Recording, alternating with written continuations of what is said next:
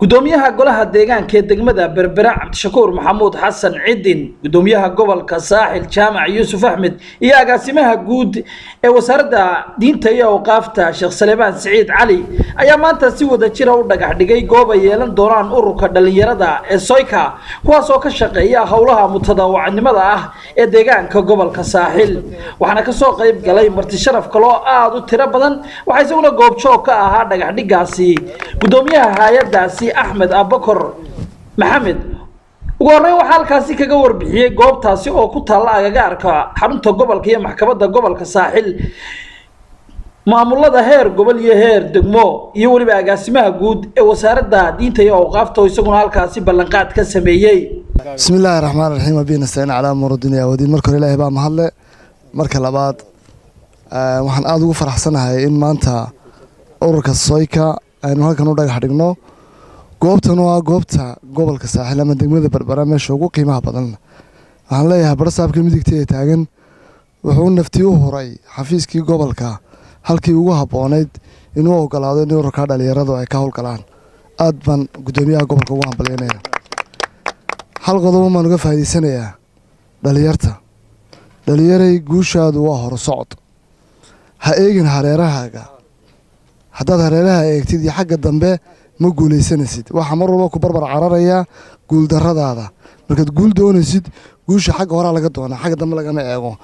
qof kasta oo ku maajiya iyo cid kasta oo ku maagtay iyo qof kasta oo wax ku diidaba laguma nagaado hore looga socdaa maanta farxad gooniye ay tahay ururka dhalinyarada ee gobolka Saaxil Sooko oo halkan dhagax dhig ugu horeeyay aanu dhagax dhigayno farxad gooniye aniga ay tahay dadweynaha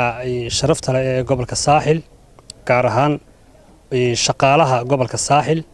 ardayda dhalinyarada ganacsatada waxaan leeyahay meeshan waa meel loo dhisay dhalinyaradiina inay wax ku barato inay shirar ku qabsato wacdi gelinta maanta arintani waxay babac u tahay in aan tahriibtii dhalinyarada dhulkii aanu kaga soo reebi lahayn madaxweynaha Jamhuuriyadda Soomaaliland ku talaabsaday si ayna dhalinyarta Jamhuuriyadda Soomaaliland u tahriibin wax qabadkii madaxweynaha Jamhuuriyadda Soomaaliland bay horumarkii bay kamid tahay aad iyo aad baan ugu hambalyeynaa waxaanan u ballan qaadaynaa meesha dhalinyarada inaan hiil iyo hoob la garab taaganahay inkastoo day ogahay gudoomiyaha degmada ee Berbera Cabdishakuur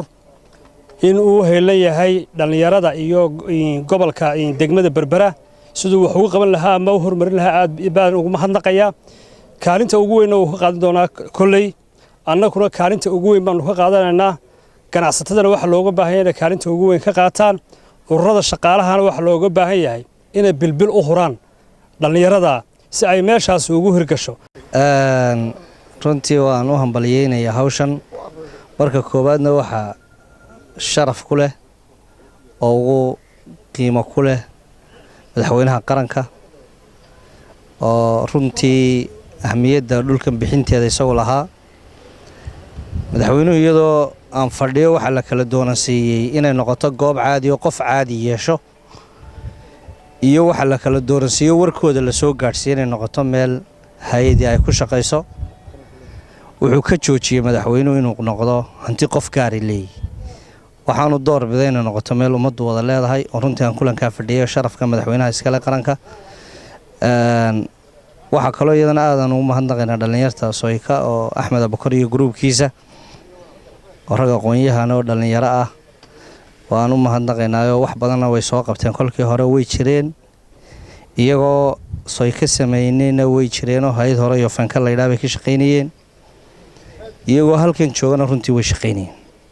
ahmiyad weyn bay leedahay dhalinyarta firfircoon dadaalaysa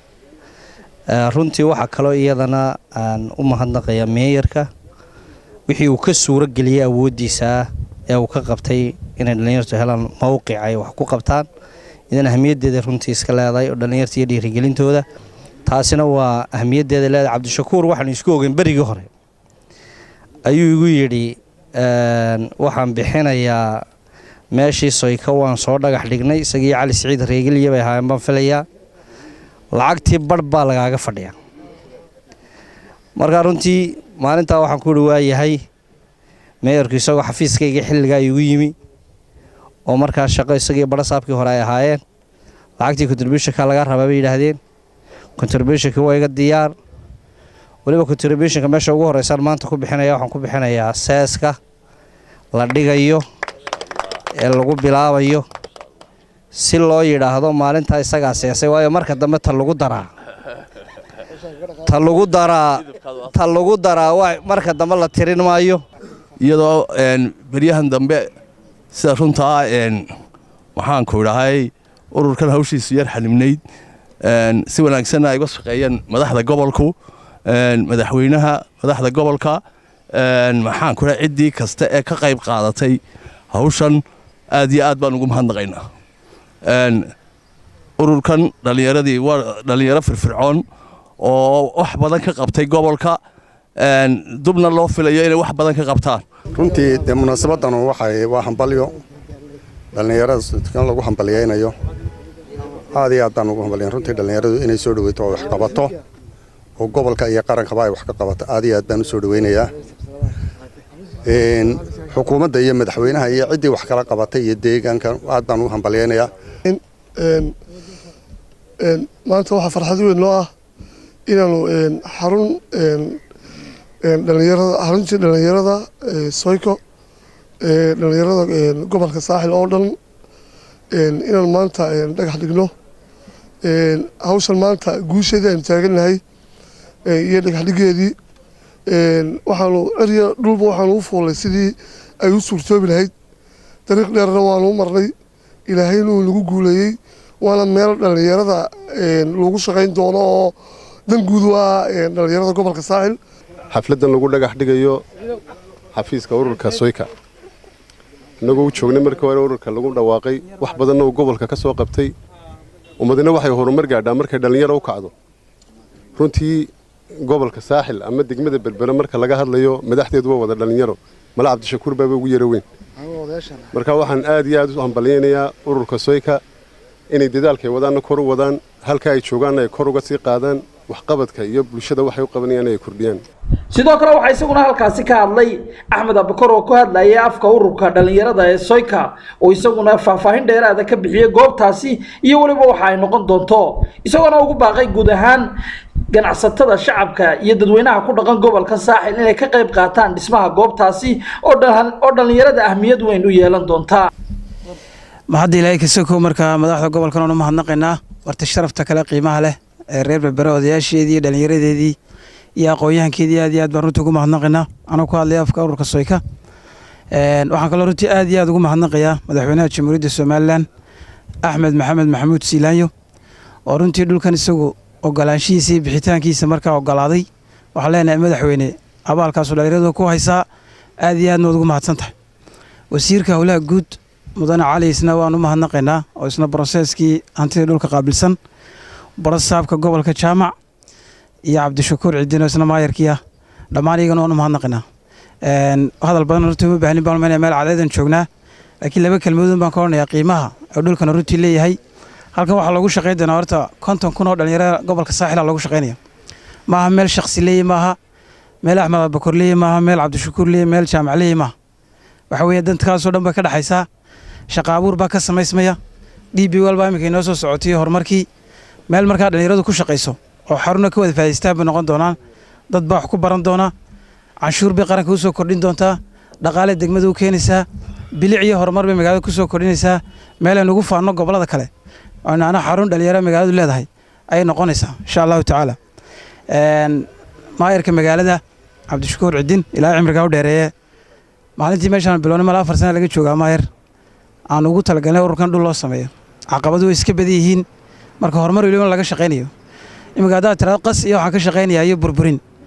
ummad badan baa laga yaabaa inay ku soo raacdo laakiin markaad horumar ka shaqeynayso adoonsa dadka wax ku soo kordhiso dad badan baa ka hor imanaya horumarka uu cudur ku yahay waxaasoo dhan buu runtii maayarku nagala soo dabaashay isagoo runtii dan shakhsi iyo dan gaar aan ka lahayne ay tahay markaa berbera iyo riyadii magaalada ka lahayn uu rumeeyo marka maanta ilaahay oo ka noo suurtageliyay aad iyo aad baan maayarka ugu mahadnaqaynaa isuduwaha gobolka dhalinyarada ciyaaraha Shaafici habeenii maalisna ka museexan mas'uuliyadiisa buu gutay aad iyo aad buu ugu mahadsan yahay xaruntan insha Allah dhawaan baan bilaabi doonaa saa maayarku sheegay berri waa la jeexaya saasay isku daba soconaysaa Soyka lacag ma hayso laakiin waxa ku xisaabtamaysaa marka qaranka ay ka dhalatay sharafta leh jamhuuriyadda Soomaaliland dadkiisuna la dhisi doonaan waxaan ku rajaweynaa markaa inta sanadka ka hadhay ama sanadka dambe bilowgiisa inaan xariga ka jiri doono inteenan iyo madaxda sare qarankuna ay nagala soo qayb gali doonaan aad iyo aad baan markaa dhammaantiin mahadsantihiin waxaan rajeynayaa markaa inaad nagala qayb qaadataan gudoomiye inaad dhismaha nagala qayb qaadataan adaa madaxdii gobolka u sarreeya maayarku kule isna uu nala waday dhalinyaraduna kule waxaan baaq ugu dirayaa meeshan idinkaa iskale inaan Facebook ku samaysataan annagu saa oo sheekh Salmaan sheegay mid horena waan soo bilownay tan waan bilaabnaa ka tagi doonaa Ilaahay baa og laakiin ujeedadu waxay tahay in dadka reer Berbera inay ka faa'iideystaan marka waxaan jecelahay qof kasta oo dhalinyaro ah oo reer Berbera gobolka Saaxil u dhashay qurbaha ha joogo dalka ha joogo $1 ama $10 ama $100 wuxuu ku darsan karayo inuu ku darsado si isna taariikhda ugu gasho la jecelahay markaa ugu noqoto meel uu ka qayb qaatay aad iyo aad baad mahadsantihiin dadka farakutiriska ilaa shalay markaa meelaha wax kala lahaana waxaan leeyahay horumarka soo raaca horumarka wax lagu noqdaa xaasnimadu meel laguma gaadho aad iyo aad baad mahadsantihiin wassalaamu calaykum waraxmatullahi wabarakaatu sidoo kale waxaa iyaguna halkaasi ka hadlay marti sharaf kale oo isugu jirta xildhibaano iyo dad kale oo waxgarad ah oo gobolka Saaxil ka soo jeeda kuwaasoo dhammaantood si wada jir u bogaadiyay ururka dhalinyarada ee Soyka iyagoona ugu baaqay cid kasta oo gacan ka geysan karta inay dhismahaasi ka qayb qaataan